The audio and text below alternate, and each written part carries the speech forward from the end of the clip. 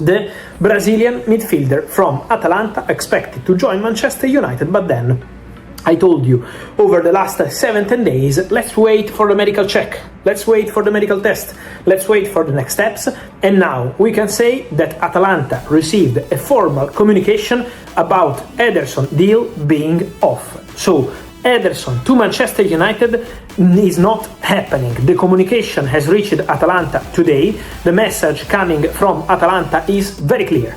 Atalanta message is: we got a communication that the deal for Éderson is off, is not happening, and Andrey Santos is happening. Andrey Santos' medical was perfect. The player joins on 48 plus £2 million. Everything done. Contract valid for 5 years plus 1 year option. And so Andrey Santos to Manchester United is 100% confirmed. And it's a here we go. So this is the Brazilian way. Right.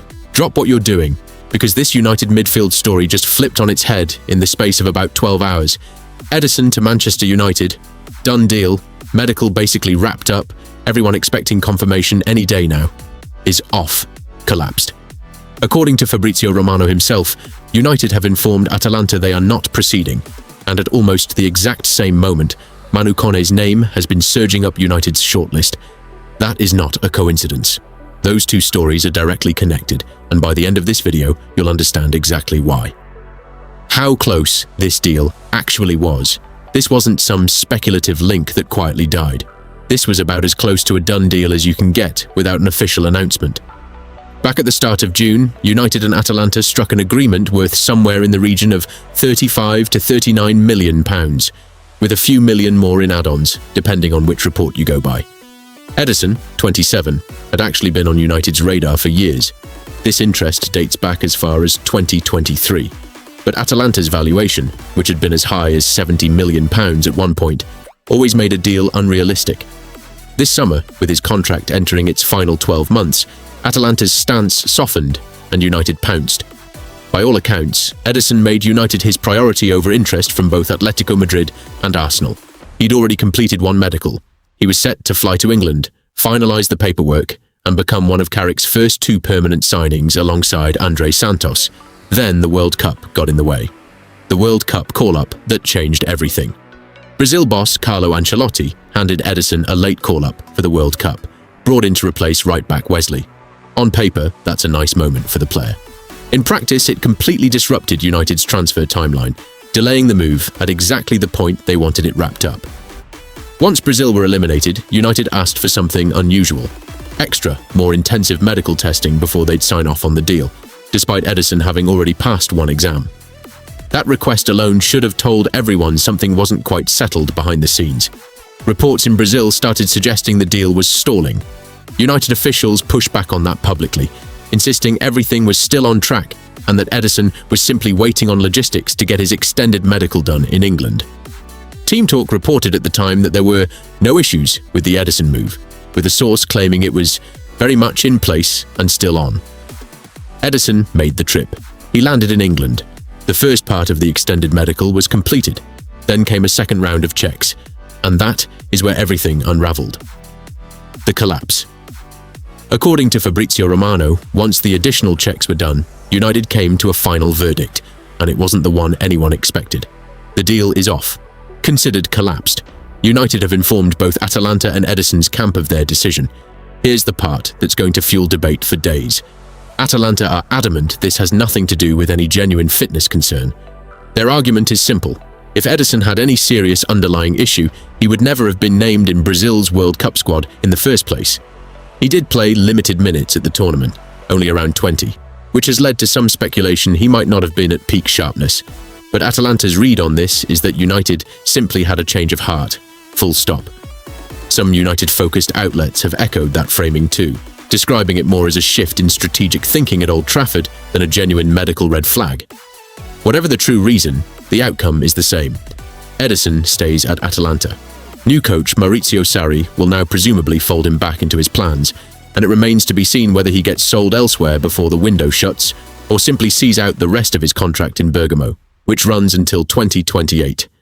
For United fans, that's a strange, slightly deflating twist, after weeks of being told this one was essentially signed, sealed, and just waiting on a press release.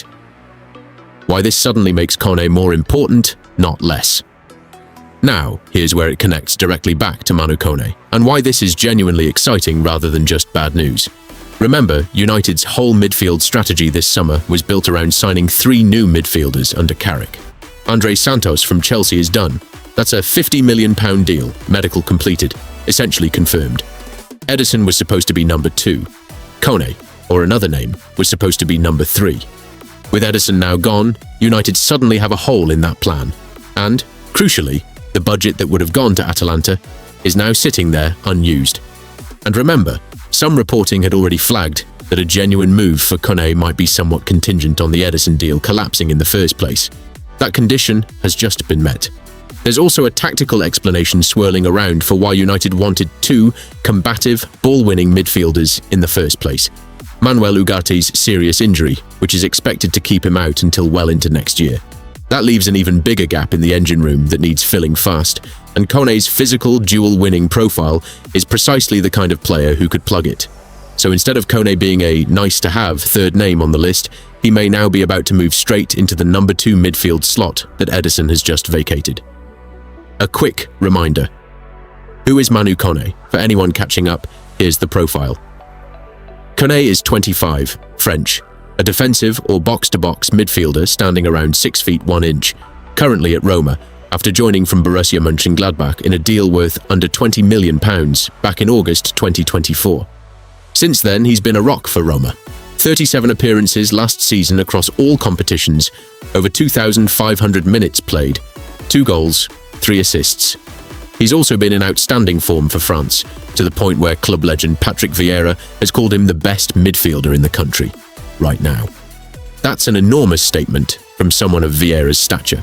He came into this conversation as United's alternative to Aurelien Tchouameni, after Tchouameni committed his long-term future to Real Madrid, reportedly following a conversation with incoming Madrid boss Jose Mourinho. Koné and Tchouameni share the same agent and are France teammates, which is how his name entered United's orbit in the first place. He even deputised for Tchouameni at the World Cup, starting in France's 3-0 win over Iraq. Roma value him at around £50 million, and with the club needing to raise funds to stay inside UEFA's financial rules, he's viewed internally as their most sellable asset. Reports suggest he's genuinely keen on testing himself in the Premier League. The Arsenal complication is still very much there, worth remembering. This still isn't a straight run-in for United. Arsenal have long-standing interest in Koné, driven by their own midfield situation, with Christian Nørgaard aging and Martin Zubimendi having lost his starting spot for spells last season. Some reports go as far as claiming Koné has already agreed personal terms with Arsenal, which, if true, would make this a genuinely difficult pursuit for Carrick's side. But intermediaries have also been in dialogue with United, Chelsea, Manchester City, and Liverpool, so this is still a genuinely competitive, multi-club situation rather than a done deal for anyone. With United's transfer budget for this specific slot now freed up by the Éderson collapse, they arguably have more motivation than ever to push hard and quickly. What about the money United saved? There's also a practical angle worth flagging. If that £35 to £39 million United had lined up for Éderson is now staying in the budget, that's real, immediate spending power for Carrick and the recruitment team to put toward Koné's roughly £50 million valuation.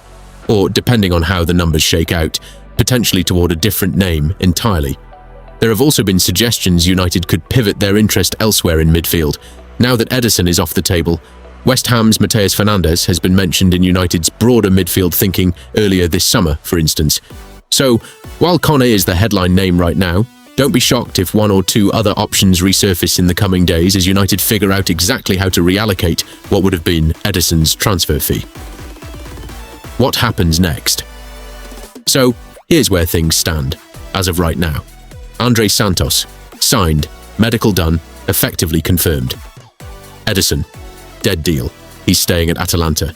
Manu Koné, a genuinely live, accelerating target, with Arsenal as the main competition, Roma open to selling for financial reasons, and United now sitting on extra budget that was earmarked for a deal that no longer exists.